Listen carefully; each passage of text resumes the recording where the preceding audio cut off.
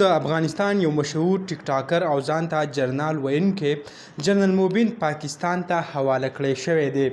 دا خبره چې کوم ده د پرون نه په سوشل میډیا گردش کوي، حالانکه داسې اپیشل څه نوټیفیکیشن یا څه نه دي شوي چې د هغې په نسبت سره خلک وایي چې آیا واقعي جنرال موبین پاکستان ته حواله کړی شوی دی او که نه. په دې به نن خبره کوو چې آیا د دې کوم حقیقت چې دی هغه څرنګه داسې چل دی که نه. تقریبا 15 ورځې وشوې د جنرال موبین د افغان کوم ګورمنټ چې دی هغو نیولی دی. نیولی په څه توګه باندې دی هغه هم دارنګې چې د پاکستان کم وزیر اعظم او داسې کم کابینه چې وه هغه افغانستان ته دوره کوله، نو په هغه نتیجه کې د جنرال موبین ویل چې آیا تاسو د خپل جیبونو خیال ساتئ که چېرته دا کسان مخې له راشي نو دا به ستاسو نه غلا وکړي. جنرال موبین دارنګې ویل.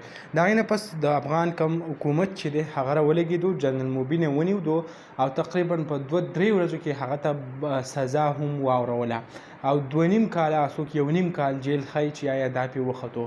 د هغې نه پس بیا پرون چې کوم د سوشل میډیا باندې چلیږي چې جنرال موبین پاکستان ته حواله کړی شوی دی، نو تر اوسه پورې د دې کم هغه کم صحیح اطلاعات لا نه دي راغلي، خو داسې ښکاري نه چې هغه پاکستان ته حواله شوی، ځکه داسې څه معاهده څه نشته د افغانستان حکومت سره چې په هغې کې د هغه کم قیدیان چې دي هغې تبادله وکړي. نو دا چې کوم دی هغه داسې دروغ ورته زه وایم هغه دي چې په دې کې مکمل حقیقت هغه نشته. دغه ویډیو تاسو سره هم شریک کړه، انشاءالله بل ویډیو کې مې الله حافظ.